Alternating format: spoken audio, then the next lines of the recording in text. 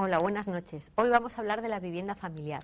En algunas ocasiones, pues hemos mencionado que cuando un matrimonio establece su domicilio en una vivienda va a implicar una serie de condicionantes. Y como lo hemos ido contando, pues como cositas sueltas aquí y allá, queríamos hoy, pues si acaso dedicar una sección a hablar de ello un poquito más en profundidad para, tener en cuenta o saber qué es lo que hay que tener en cuenta cuando establecemos el domicilio en una vivienda, porque da igual si es propiedad de uno o propiedad de otro o de los dos miembros de la pareja, puede ocurrir que tengamos igualmente que tomar en cuenta algunos consejos legales. Y el primero es que si tenemos un domicilio familiar de un matrimonio, aunque sea solamente de uno de los dos, va a ser necesario la autorización del otro para venderlo o para gravarlo. ¿Verdad, Susana? Estamos hablando ya de no puedo hacer lo que quiero con mis bienes, sino que siempre necesito el consentimiento de mi cónyuge. Pero no es el único condicionante. Pues no es el único, porque luego está el problema o surgen problemas cuando se produce una ruptura, que hay que determinar cuál de los cónyuges se queda con el uso de la vivienda. Ya ahí generalmente surgen más condicionantes cuando hay hijos, porque cuando hay hijos se atribuye la custodia de los hijos a uno de los cónyuges y generalmente es a ese a quien se atribuye además el uso de la vivienda para que conviva allí con esos niños.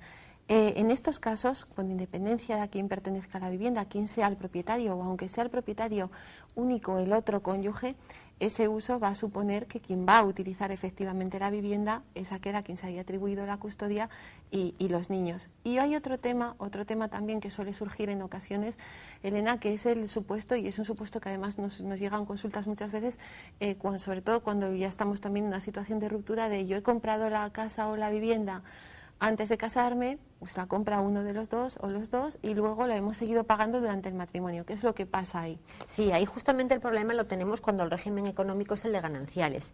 Porque, en una ocasión anterior, hablando del régimen de gananciales, ya habíamos explicado que la regla general, cuando se compran cosas a plazos o cuando se compran cosas que se empieza a comprar antes del matrimonio y se siguen pagando después, la regla general, como digo, era que es propietario de la cosa aquel que paga el primer plazo para comprarla. Por ejemplo, imaginemos un matrimonio en el cual el marido adquiere un vehículo antes de casarse y paga el primer plazo, por tanto, con dinero privativo, se casa luego en gananciales y se van pagando los sucesivos plazos con dinero ganancial. Ahí explicábamos, el propietario es el marido, aunque tenga que compensar a la sociedad de gananciales con el dinero que se ha puesto en común. Sin embargo, Susana, cuando hablamos de la vivienda familiar, esta regla se convierte en una particularidad, en una excepción.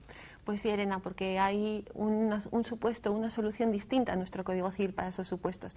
Si es vivienda familiar y la ha adquirido, por ejemplo, el marido antes de casarse, y después se sigue pagando esa vivienda, que normalmente las hipotecas son largas y se continúa pagando con dinero ganancial, pues esa vivienda familiar, si es vivienda familiar, va a estar en copropiedad entre ese cónyuge que la ha comprado de soltero y la sociedad de gananciales que ha seguido pagando esos plazos.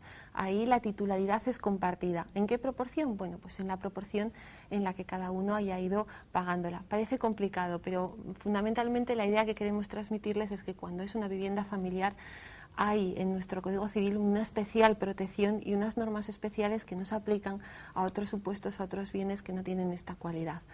Nuestra página web, cuervoalfageme.com, para que nos visiten y para que nos indiquen temas para tratar en otras ocasiones. Muchas gracias y buenas noches.